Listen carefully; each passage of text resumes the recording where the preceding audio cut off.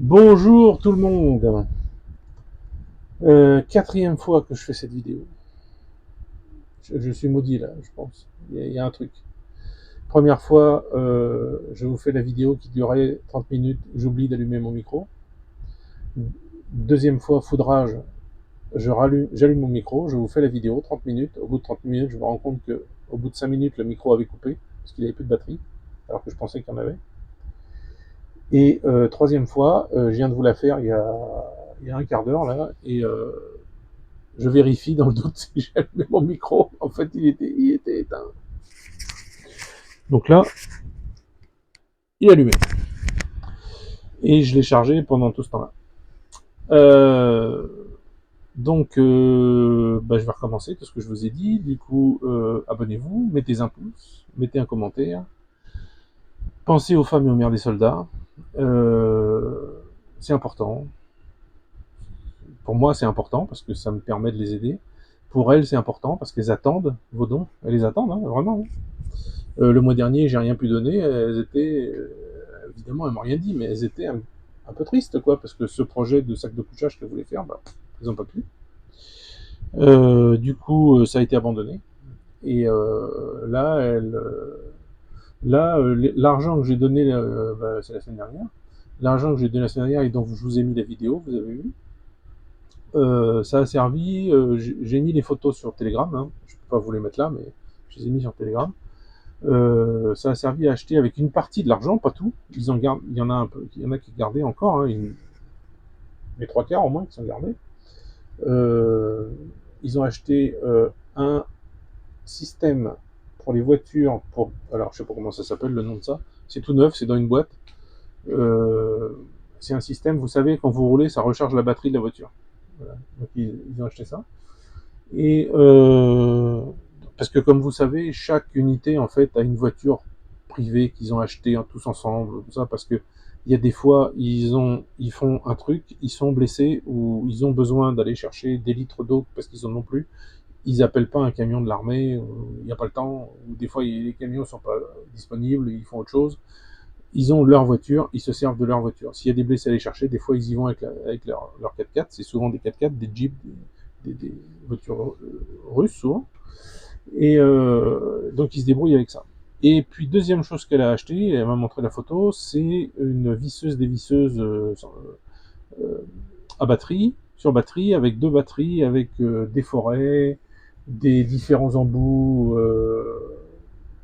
je sais pas quoi, des vis, des machins, enfin tout un tas de trucs, parce que ça c'est les jeunes là-bas sur le front qui ont demandé ça, parce que l'armée leur a fiché les tournevis. Mais bon ben voilà, tournevis c'est bien, mais c'est vrai, une visseuse électrique c'est mieux. Bon voilà, donc l'argent que vous m'avez donné en partie sert à ça, à améliorer leur quotidien en fait. Le reste, ça sera pour différentes choses comme acheter des bougies, acheter de la cire à bougies, des mèches, le carton, je crois qu'elles vont récupérer, enfin bon, des trucs comme ça. Et puis mis de côté pour peut-être plus tard. Donc voilà, c'est important. Vous savez que c'est un projet moi qui me tient à cœur, c'est pour ça que je vous fais des demandes souvent.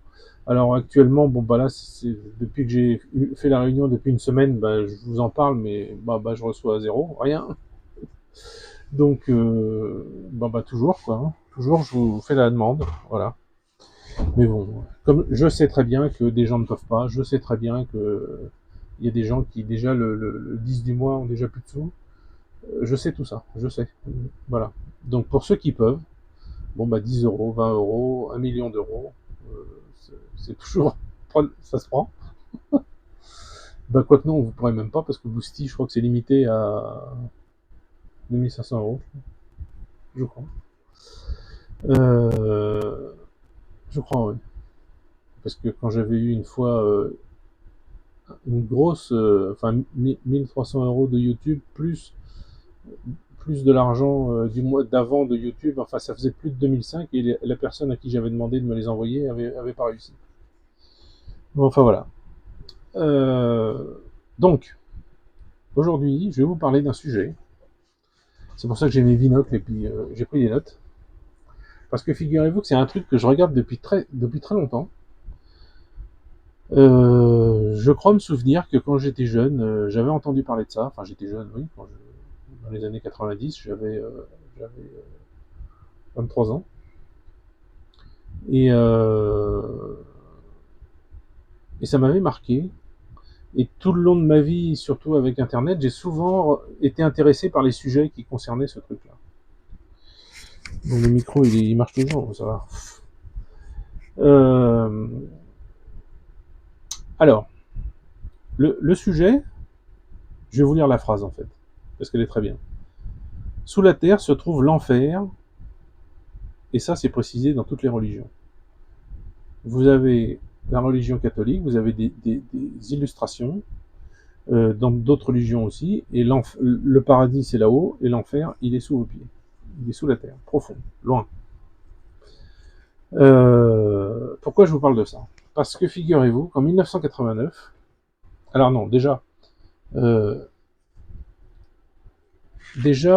il faut savoir que vous aviez la course à la Lune, c'est-à-dire qui allait marcher sur la Lune, qui allait dans l'espace, Yuri Gagarin, etc., qui allait être le premier, et les Américains et les Russes se sont lancés dans une autre course, c'était de creuser la Terre le plus profond possible. Donc,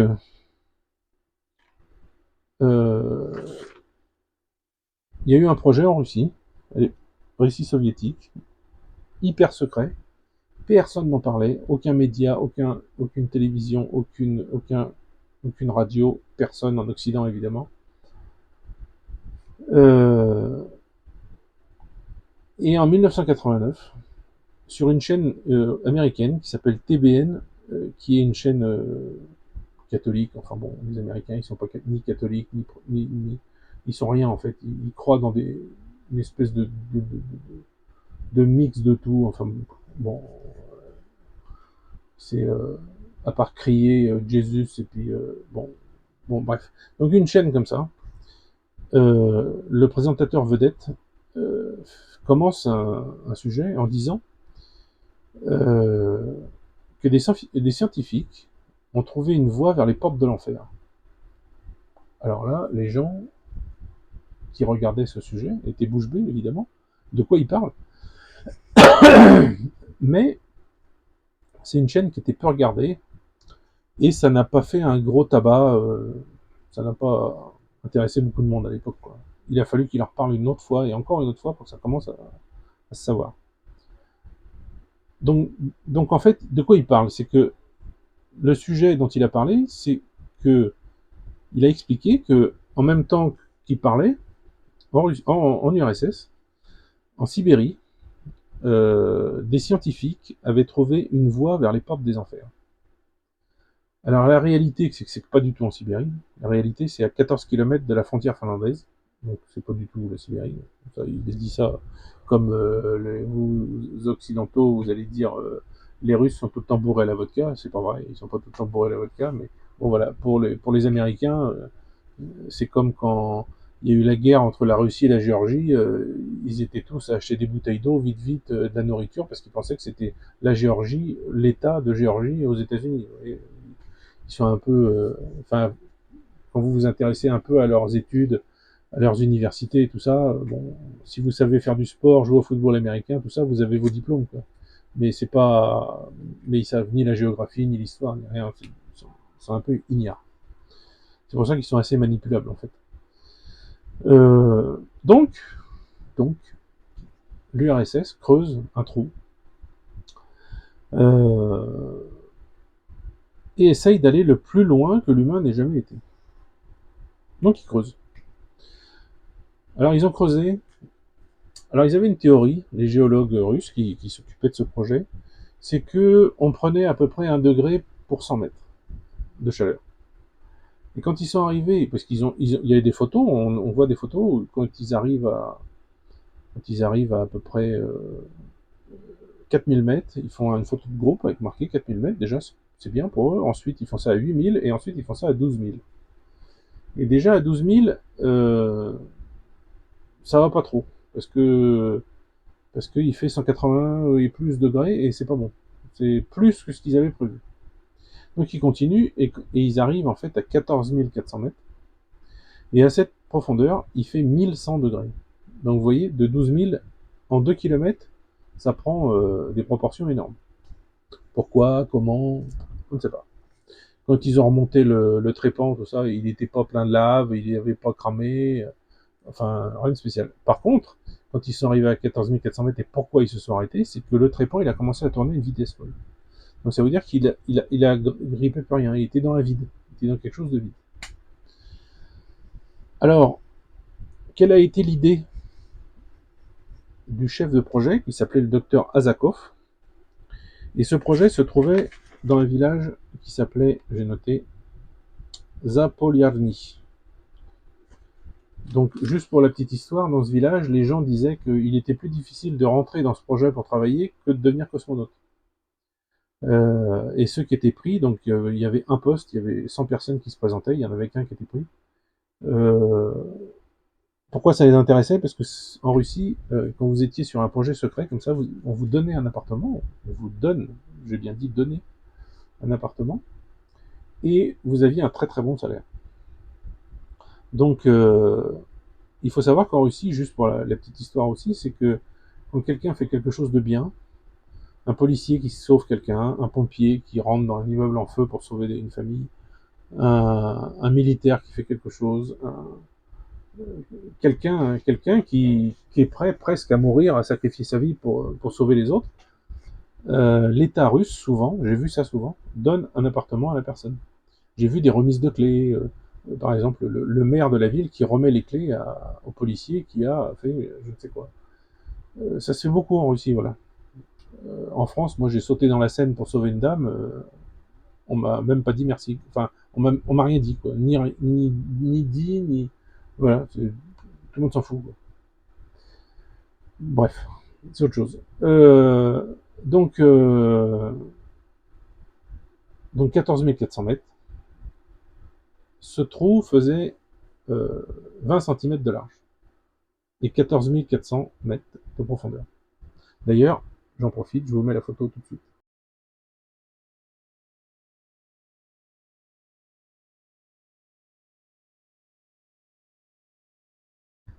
Voilà, vous avez vu, c'est un truc, ça, toute votre imagination peut partir dans ce trou et imaginer tout ce que vous voulez.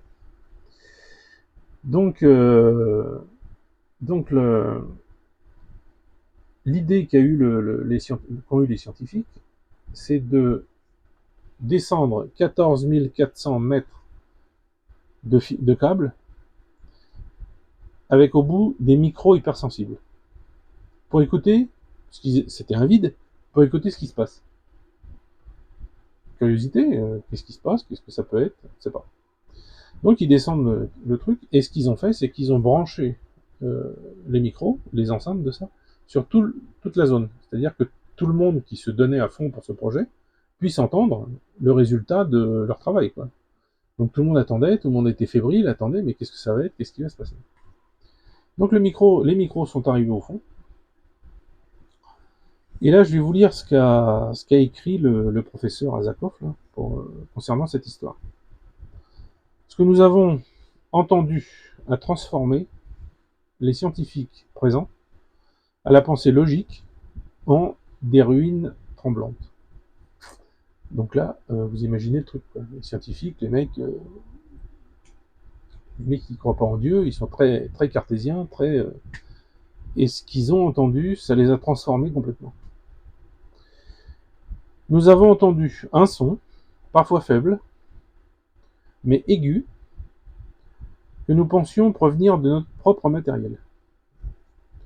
Mais après quelques ajustements, ils ont fait des tests, ils ont fait tout ça, pour voir si ça venait bien de leur matériel, nous avons compris que ces sons provenaient bien des profondeurs de la Terre. Donc ça venait bien de... C'était bien le son de ce qui se passait au fond, quoi. Et non pas, c'est pas leur matériel qui déconnait. Et c'est là que ça se corse. Puis nous avons entendu une voix humaine, hurlant de douleur. Alors c'est un professeur scientifique, enfin un mec, une sommité en Russie, hein, qui vous sort ça. Hein. Donc je répète, une voix humaine hurlante de douleur. Même si une seule voix était perceptible, nous pouvions en entendre des milliers, voire des millions en arrière-plan, des cris d'âmes souffrantes. D'âmes souffrantes. Donc, en fait, ce message de ce professeur, ça a complètement sidéré tout le monde. Les gens qui étaient présents, euh, les gens qui étaient présents, à 50%, ont demandé à quitter le projet, que ce soit des scientifiques ou des gens de la ville à côté, qui travaillaient comme main-d'œuvre, comme cuisiniers, comme tout ce que vous voulez. Et ils voulaient partir. Ils voulaient pas rester en disant que ce qui se trouve là-bas doit y rester. Donc pour eux, ils étaient persuadés que c'était les enfers, en fait. Alors, cet enregistrement, il a duré 20 secondes. 20 secondes parce qu'au bout de 20 secondes, tout a fondu. Le micro a fondu. Donc ça a résisté un temps, et puis au bout de 20 secondes, terminé, plus de son. Et quand ils l'ont remonté, bon, bah, ils ont vu que c'était fondu, quoi. Donc, première idée, c'était de redescendre à notre micro pour refaire un test, mais en fait, ça n'a pas été fait parce que les gens ont tellement eu peur que là, tout de suite, là, comme ça, là, c'était niet. Non, non, non, non, non, non, non. On va pas aller réveiller. On a peut-être réveillé quelque chose, ça se trouve. Non, non, non. On n'y va pas. Donc, bah, il n'y a pas eu d'autres tests. Et en fait, les big chiefs de Moscou ont décidé de fermer le projet. Alors, parce que aussi, ils avaient cassé le trépan, et assez profond. Et là, par contre, d'aller le récupérer, le remonter et le changer, ça aurait coûté très cher. Et bon, bah, ils ont préféré arrêter le projet. Alors, il faut savoir que la vitesse de descente du trépan, c'était 8 à 10 mètres par jour sur 18 heures de forage par jour. Donc c'est pas beaucoup, mine de rien. Donc ça a duré des années, hein, le forage. Voilà, juste il a précisé qu'à 12 000 mètres, parce qu'il a été interviewé, après j'ai regardé cette interview, à 12 000 mètres, la température de la roche, qui a 2,5 milliards d'années quand même, hein, à 12 000 mètres, est à 180 degrés, le double de ce qu'ils avaient prévu. Ils ne pensaient pas que ça allait être si chaud. Alors, qu'est-ce qui se passe là-bas aujourd'hui? Eh bien, en fait, le trou a été rebouché avec une espèce de cercle en béton sur lequel est rivetée une plaque de métal. D'ailleurs, j'ai pas compris, parce que s'ils sont descendus à 14 400 mètres, sur la plaque de métal, c'est marqué 12 600 quelque chose. Bon, je sais pas pourquoi. Et, euh, et en fait, euh, et en fait, tout a été abandonné. Tout le monde est parti. Donc, si vous y allez aujourd'hui, bah, c'est détruit, c'est des hangars avec le toit écroulé, une tour avec le toit écroulé aussi, parce qu'il y avait une tour, vous savez, pour remonter le trépan assez haut, pour pouvoir le dévisser, le changer, remonter, le dévisser, le changer, c'est comme ça. Euh, Tout est en ruine, quoi, il n'y a plus rien. Et le projet actuel serait de transformer le site, parce qu'il y a beaucoup de gens qui y vont pour voir l'entrée des enfers, en fait. Et pardon, ils pensent faire quelque chose sur le site pour le tourisme. J'y crois pas. C'est comme souvent en Russie, ils disent et puis ils font pas. Donc non, ça sera pas fait, je suis persuadé. Mais vous pouvez toujours y aller quand même, hein, c'est libre d'accès. Hein. Bon, vous pouvez pas descendre dans le trou évidemment. Alors ça fait travailler l'imagination de beaucoup de monde. Il y a un film qui a été fait, un film russe, dont je ne sais pas le nom. Dans ce film, c'est un film qui est pas vieux, hein, parce que j'ai vu quelques images, c'est assez moderne, peut-être 2015, on va dire. Donc c'est les scientifiques qui décident, oh pardon, qui décident de descendre dans le trou, et ils descendent, et au fond du trou, ils trouvent des monstres, en fait. Mais c'est pas possible, parce que le trou, il fait que 20 cm de large. Et dans le film, il fait bien plus, ils descendent avec un ascenseur, enfin, c'est large, quoi. Enfin, c'est pas possible. Voilà, ensuite, il y a eu des sectes qui se sont greffés là-dessus. Des gourous qui se sont autoproclamés et qui ont fait graviter autour d'eux des gens qui croyaient à tout ça et puis qui venaient régulièrement pour prier autour du trou pour que Satan ne sorte pas ou un démon ou n'importe quoi. Enfin bon, bref, c'était les gens. Est-ce qu'on peut dire que c'est des illuminés? Parce que ce fameux cri qui a été entendu au fond de ce trou, est-ce que c'est des composants électroniques, des micros pendant qu'ils fondaient qui ont fait ce bruit? Est-ce que c'est de l'écho de quelque chose dans cette crevasse, puisque quand ils sont arrivés à 14 400, ça s'est mis à tourner très vite, donc ça causait plus rien. Est-ce que c'est une crevasse immense? Est-ce que c'est une petite crevasse? Est-ce que c'est un petit trou? Ça se trouve, c'est rien du tout. Hein. Est-ce que c'est vraiment les enfers? Est-ce que c'est vraiment Belzébuth qui habite là-bas? Bon, il y a plein de théories. Chacun peut en faire son idée. C'est assez perturbant. Ça a perturbé beaucoup de monde à cette époque. Parce que ce qui s'est passé, c'est que ça a commencé à se savoir, il y a des gens qui ont commencé à parler. Et puis, ça n'a pas intéressé grand monde, mais ça a beaucoup intéressé les géologues du monde entier.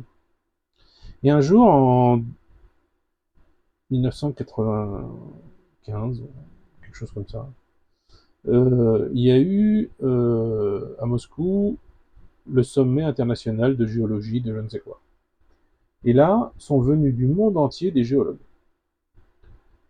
Et il y avait immensément de choses à visiter, il y avait des colloques, des machins, et en fait, la seule chose qui a intéressé tous les géologues, c'est le petit endroit où étaient entreposées toutes les carottes, tous les trépans, etc., qui venaient de ça,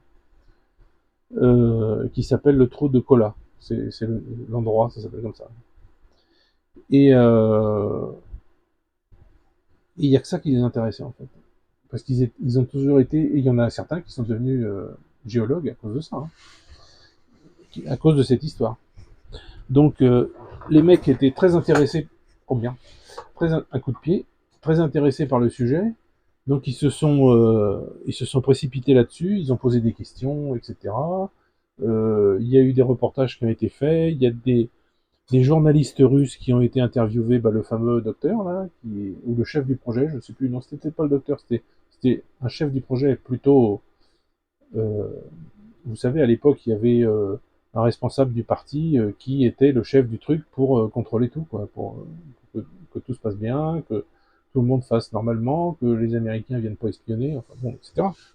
Donc, ce monsieur a été interviewé, et donc il a dit que oui, effectivement, ils ont entendu ces cris. Alors, avec les nouvelles technologies, vous avez des gens qui ont essayé de faire correspondre ces cris et de trouver d'où ils venaient, en fait. Pour eux, c'était faux, et d'où ça venait, et ils auraient trouvé que ça venait d'un film américain, un film de série B assez ancien, où dedans, il y a des cris comme ça. Et donc, il fait écouter les cris du film, et ensuite, il fait écouter les cris de l'enregistrement. Alors, malheureusement, si je pouvais, mais je ne sais pas le faire, je vous aurais ressorti de la vidéo que j'ai vue les cris pour vous les mettre là, mais je ne sais pas faire ça. Donc, mais ça correspond pas, moi, je trouve que non. C'est des cris, quoi, c'est des gens qui crient. Les deux. Pour moi, c'est les deux, c'est des cris. C'est des hurlements, de peur, de je ne sais quoi. Donc voilà, donc c'est perturbant, c'est aussi perturbant que la mise en scène des JO. C'est l'Imam Maccabi, c'est le diable, c'est Satan, le cavalier de l'Apocalypse aux Jeux Olympiques, le veau d'or, parce qu'il y avait une vache en or, euh, la scène avec Jésus, et au milieu des dépravés, je ne sais pas comment les appeler, dépravés, dégénérés, j'en sais rien, je m'en fous. Euh, une petite fille dans cette scène, petite fille, à côté du type dont je vous ai mis la photo sur Telegram, qui a une roubignole qui sort de son short. Fantastique. On va pas me dire que c'est pas fait exprès. Hein. Et puis voilà. Et puis corrélation avec le diable qui est peut-être au fond de ce trou et qui peut-être un jour sortira pour revenir nous chatouiller les pieds tellement on aura fait, tellement il se dira que bon par exemple en France, c'est tellement comme chez moi, c'est tellement chouette, peut-être. Bon, en Russie, les gens combattent ça, hein, combattent le diable, combattent, font pas certaines choses pour pas provoquer le diable, ne font pas d'autres choses pour pas fâcher les anges, ou Jésus, ou Dieu, ou ce genre de choses, vous voyez. C'est moi, enfin, je vous parle de ça là, c'est hors sujet un peu, mais j'en ai toujours mal au bide, hein, de cette truc là, de ce machin dégénéré des Jeux Olympiques. C'est ça passe pas, hein. J'ai vu, tiens, ce matin, j'ai vu des vidéos. Alors, je savais pas que ça existait, mais sur YouTube, il y a des prêtres ou des, je sais pas quoi, des prêtres, ouais, ou des moines, qui ont des chaînes YouTube qui sont très sympas en fait, des moines catholiques, et, euh, et ils commencent à se fâcher quoi. Enfin, ils commencent, ils disent que prier ça suffit pas quoi. Euh, bon, bah les gars, allez-y, hein. Il y a plein de gens qui vous attendent, hein. Il faut prendre la tête de quelque chose, peut-être créer un parti politique avec les catholiques et les chrétiens et les orthodoxes. Peut-être y intégrer une certaine branche des musulmans, parce que si c'est les musulmans que moi je connais qui sont en Russie, vous pouvez me croire que c'est la religion de paix et amour, c'est exactement ça, hein. C'est pas du tout ce que vous imaginez, comme vous les voyez souvent en France, hein. Ça n'a rien à voir, hein.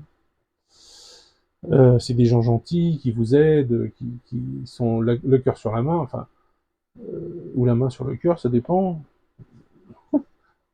Mais voilà quoi. C'est donc un parti politique qui réunirait tous ces gens, pourquoi pas? Pourquoi pas? Peut-être que le salut viendra de là. Euh, peut-être. Alors peut-être sans les musulmans, peut-être que les catholiques et les chrétiens voudraient quelque chose entre eux, peut-être, je ne sais pas. Enfin bon, les partis politiques en fait, ça amène à ça quoi, ça amène à cette horreur, ça amène à ce truc ignoble. J'ai pas de mots. Je vous l'ai mis sur la vidéo la dernière fois. Je cherchais un mot, j'ai cherché pendant longtemps. Qu'est-ce que je vais pouvoir écrire sur le titre de la vidéo? Et j'avais pas de mots. J'ai pas de mots. J'ai pas de mots assez forts pour vous dire à quel point j'ai honte, à quel point je ressens cette honte vis-à-vis de mes ancêtres français. À quel point je ressens cette honte vis-à-vis de tous ces gens qui sont morts. Euh, mais pourquoi faire? Ils sont morts en empêchant les Vikings d'aller à Paris. Pourquoi faire? Est-ce qu'ils sont morts pour empêcher les Allemands de venir en France? Pourquoi faire? Ils sont morts pour aller défendre les intérêts de la France en Indo, en Algérie, ici et ça. Pourquoi les mecs sont morts pour les faire ça? Pour ça aujourd'hui? Pour ce truc-là? Ils sont morts pour ça? Non. Non, non, non, non, non. C'est pas possible. C'est pas possible.